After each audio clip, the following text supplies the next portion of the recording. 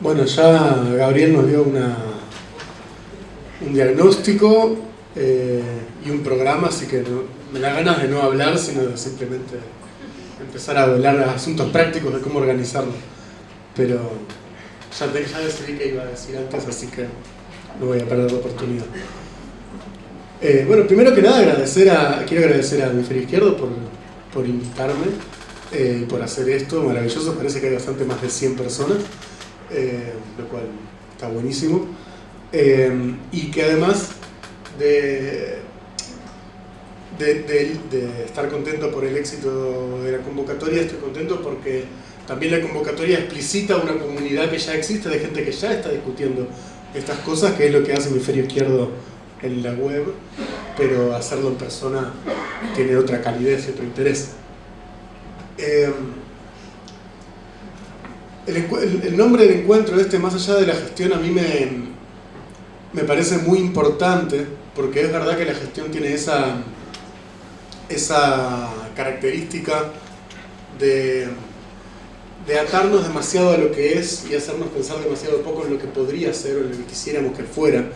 Pero también tiene como su parte problemática en el sentido de que muchas veces la izquierda genera, especialmente el pensamiento de izquierda, estas divisiones excesivamente tajantes sobre lo que hay que discutir y lo que no hay que discutir, lo que es político y lo que no es político.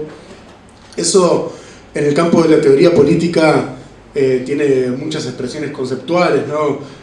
La distinción entre política y policía, por ejemplo, según la cual política es lo que no tiene nada que ver con la administración o con lo que sucede normalmente en la política, o la diferencia entre la política y lo político en algunos pensadores, las definiciones de la política como antagonismo, todo es así, allí donde no haya antagonismo no va a haber política, o la política como lo público, entonces en estos espacios más íntimos, en los espacios del trabajo no habría política. Entonces, creo que más allá de que entiendo de dónde viene este problema de pensar, más allá de la gestión, creo que también tenemos que también pensar políticamente la gestión y pensar políticamente un montón de espacios desde la izquierda. Para no caer en esta trampa idealista según la cual nosotros somos los que somos realmente de izquierda y los que están en otros espacios no, y al final terminar creando unas teorías donde nunca nada de lo que realmente pasa es política o de izquierda, entonces podemos estar tranquilos como las almas bellas que nos gusta hacer. Entonces también pensar en todos los terrenos. No hacer metafísica de la política, ¿no? Y eso es algo que es un pedido especialmente para los intelectuales, para mi gremio en la universidad, pero también para los militantes, ¿no? Porque también está todo este discurso, especialmente desde el campo intelectual, según el cual los militantes no podrían pensar, ¿no?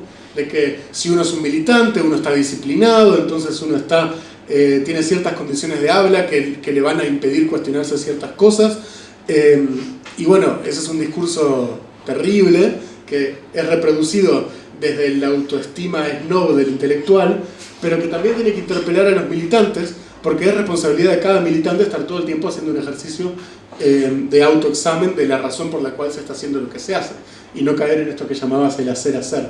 Entonces, tal como los intelectuales tienen la responsabilidad de politizarse, también los militantes tienen la responsabilidad de intelectualizarse.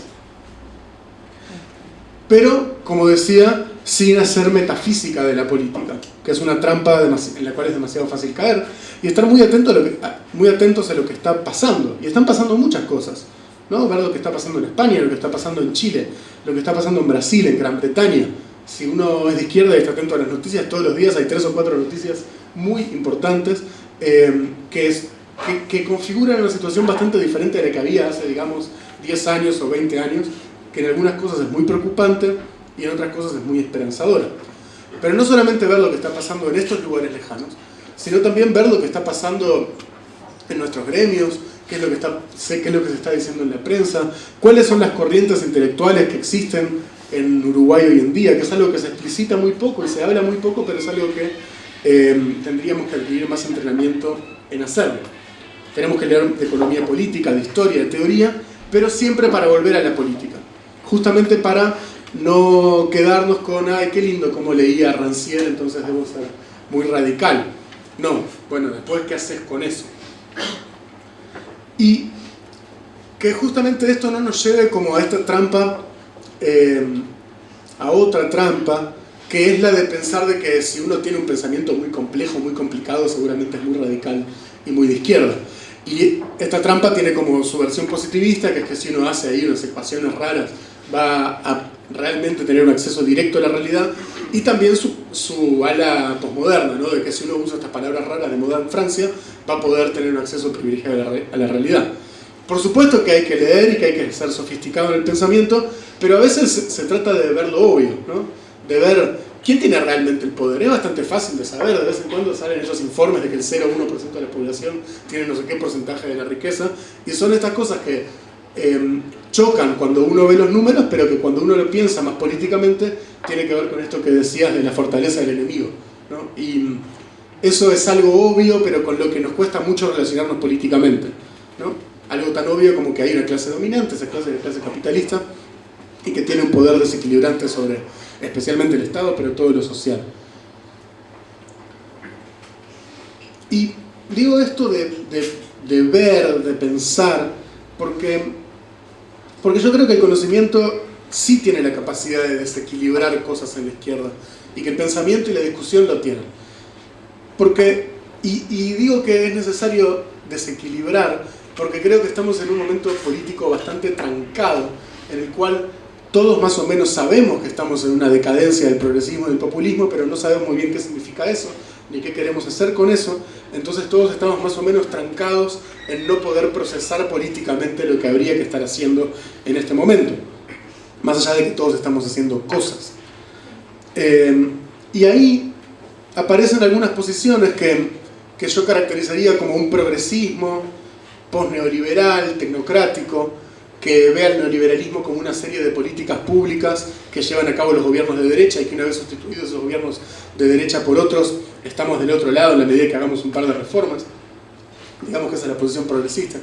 Una posición populista, en la cual, si se lograra polarizar, si se lograra crear realmente una distinción entre los bandos que tienen que ser, eso y el bando que nosotros queremos que gane, tomar el Estado, generaríamos grandes progresos políticos. Es parecida a la posición progresista, pero no es idéntica. Y por supuesto que si hay dos bandos, los que se niegan a estar en mi bando son parte del otro bando. Entonces eso genera todo un montón de problemas y de incomprensiones con las izquierdas que se niegan a esa situación. Y una tercera posición que es, digamos, la posición autonomista, que es la que dice que el Estado y los intentos de polarización y los proyectos modernizadores lo único que son capaces de hacer es de chupar energía de lo social y entregarla atado de manos al capital. Y eso también es una simplificación. Y también genera límites excesivamente nítidos, excesivamente difíciles de traspasar para discusiones que estamos dando en la izquierda, porque diferentes momentos también y diferentes lugares implican diferentes posiciones de lucha, y creo que estamos en una especie de crisis de imaginación política, donde realmente no tenemos la elaboración, y esto tiene que ver con la hipótesis de la orfandad estratégica, no tenemos la elaboración que nos permita cómo romper este impasse, ¿no? Toda esta gente y mucha más, la que está en estas tres posiciones, pero también la que no está en ninguna de estas tres posiciones, tendría que estar pensando y sacando conclusiones que no sean simplemente, ¿no?, que no se detenga, o hay que ganarle a la derecha, o yo siempre dije que esto iba a terminar mal. Esas son posiciones que no llevan a ningún lado, que realmente pueden ser lindas de tener y pueden hacernos sentir bien, pero no llevan a ningún lado. Entonces, tenemos un problema de esto, de imaginación política, de creación de destino colectivo, y no sabemos quién debería estar llevando a cabo esta creación. ¿De quién es la responsabilidad? Bueno, el Frente Amplio difícilmente lo haga, porque está corriendo atrás de la gestión, está con sus peleas internas, está sobrecargado con toda su maquinaria burocrático-política, de la cual el gobierno pone la agenda. Los sindicatos, por razones parecidas, tienen serios problemas para hacer lo mismo, porque están desgastados en luchas permanentes en una situación en la cual podrían tener un partido en el cual una parte del movimiento sindical tiene afinidad, por lo tanto tiene llegada, pero eso también está trancado políticamente porque ese partido no da lo que se esperaría que diera. Los artistas no tienen tampoco esa capacidad porque por la lógica interna, y los intelectuales tampoco, los académicos digo, por la lógica interna de los campos en los que producen, está seriamente desestimulada la politización y el compromiso con las luchas sociales, si es que uno quiere tener éxito en esos campos, porque esos campos están en diálogos con élites globales que no están discutiendo sobre lo que necesitamos discutir acá. Entonces hay estímulos muy fuertes para despolitizarse, y eso es lo que ocurre en los ámbitos intelectuales, académicos, artísticos. Entonces como que todos nos pasamos la pelota de quién debería estar pensando estas cosas, nadie lo hace, y como que seguimos quejándonos de que nadie lo hace, ¿no? Entonces ahí hay una responsabilidad que es compartida y que tenemos que no huir de esta responsabilidad y no delegarse a los demás, sino tomarla como propia en el espacio donde cada uno está. Porque mientras tanto, la OCDE, CPA, el Banco Mundial, las Naciones Unidas, sí están muy articulados y sí han creado un circuito intelectual que dan servida en bandeja a las izquierdas en el gobierno, también a las derechas, por supuesto, al Estado, una serie de paquetes ideológicos y de políticas públicas listos para ser efectuados. Entonces tenemos desarticulación en el campo izquierdo, gran articulación en el campo derecha, y eso nos genera una sensación de inferioridad estructural en el debate de ideas, porque siempre los argumentos de los otros están más pulidos científicamente, tienen más basamento, vienen impresos más lindos, están mejor difundidos, generan comunidades intelectuales más diversas internamente que pueden discutir. Entonces ahí tenemos un gran problema de generar masa crítica que pueda discutir estas cosas. ¿Vale? Creo que llego bien. Y entonces justamente que el dominio y la discusión la tengan estas instituciones, el circuito cultural del capital, hace que sea muy fácil para la izquierda, para que en la izquierda domine un centrismo cínico, neodesarrollista, pero justificado con un pseudomarxismo etapista que dice que, bueno, en realidad no es que no seamos socialistas, es que en el desarrollo actual de las fuerzas productivas no podemos plantearnos el problema del socialismo, que eso es lo que escucho dirigentes frente amplistas decir hace muchos años y que es exasperante. Pero bueno, esa ideología es como es la forma que encontraron de seguir diciéndose de izquierda, pero comprando todo este paquete ideológico. Y eso es lo que no tenemos que permitir, y una de las maneras de no permitirlas es ofrecer pensamiento más coherente con un pensamiento de izquierda con vista a cosas que efectivamente se puedan hacer. Entonces, como si esto no sucede, nuestro problema de imaginación política empieza a transformarse en un problema de sectarismo, porque empezamos a desconfiar de nosotros, empezamos a no creer en las palabras, empezamos a pensar que si alguien dice que es tal cosa, pero en realidad es tal otra, y no nos podemos entender entre nosotros, no podemos discutir, y eso es extremadamente despotencializador. Entonces, la superación del sectarismo es absolutamente fundamental. Tenemos que pasar de una lógica de límites claros, fijos, que no se pueden pasar, a una lógica de fronteras porosas, en las cuales haya diálogos, haya posibilidad de contaminaciones. Yo puedo estar en el Frente Amplio, pero puedo querer que haya muchos autonomistas, muchos trotskistas, muchos anarquistas, muchos sindicatos clasistas, muchos intelectuales críticos, que haya un gran ecosistema de izquierda adentro y afuera del Frente Amplio que esté discutiendo estas cosas. Y podemos no estar en la misma trinchera, pero sería importante que por lo menos deseemos un día estar en la misma trinchera. Y yo creo que eso es un deseo que tenemos que también cultivar. Y que la capacidad de construcción de los demás no sea una amenaza para nosotros, sino la promesa de que cuando nosotros logramos ponernos de acuerdo con nosotros va a haber mucha más potencia para ponerse de acuerdo. Que cada lucha callejera, que cada discusión teórica, que cada emergencia en algún lugar del mundo nos potencia y no nos dé miedo. No podemos estar tan traumados, ¿no?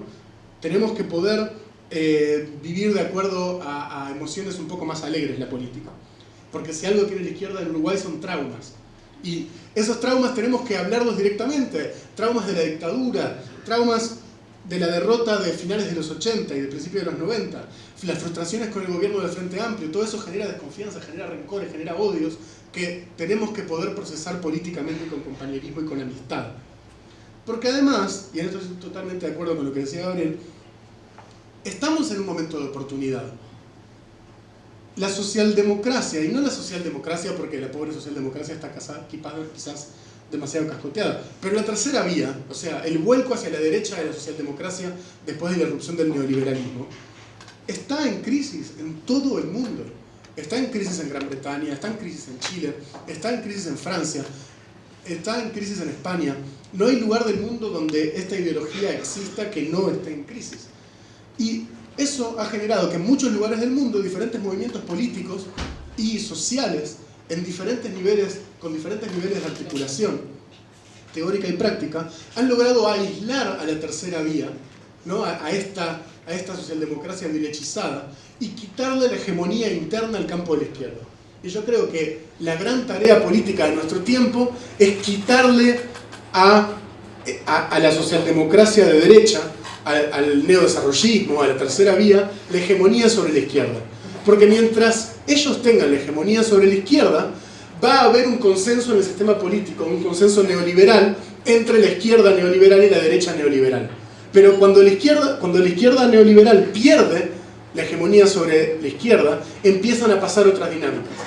Y eso es posible, eso está a la mano. Claro, tenemos que ponernos de acuerdo quién va a tener esa hegemonía, cómo lo vamos a hacer, qué tipo de articulaciones políticas va a tener. Quizás no tenga que llamarse hegemonía para no ofender a los compañeros autonomistas, pero algún tipo de alianza. Y eso está a la mano y se puede hacer, y la izquierda uruguaya, más allá de sus traumas y de sus problemas, tiene el capital social, el capital político y el capital histórico para hacer eso. Tenemos que creárnosla un poquito más y ir a buscar lo que lo podemos hacer. Hay que crear una nueva izquierda, y esa izquierda no va a aparecer de la nada, sino que la vamos a hacer nosotros. El espacio de la izquierda no es tanto más grande que lo que pensamos, y somos los que estamos. Entonces es una responsabilidad que tenemos que tomar para nosotros, con la esperanza de que eso haga que crezca. Y bueno, y eso es lo que estamos creando. Yo creo que es un proceso que ya empezó, no es algo que haya que hacer de la nada, no son iluminados que se les va a ocurrir, sino que es algo que está en proceso, pero creo que también es importante explicitarlo, hablarlo entre nosotros y hacerlo crecer. Y bueno, por supuesto que Hemisferio Izquierdo es parte de este esfuerzo, así que les deseo un feliz cumpleaños y espero que sigan haciendo esto por mucho tiempo más, que es muy necesario. Gracias.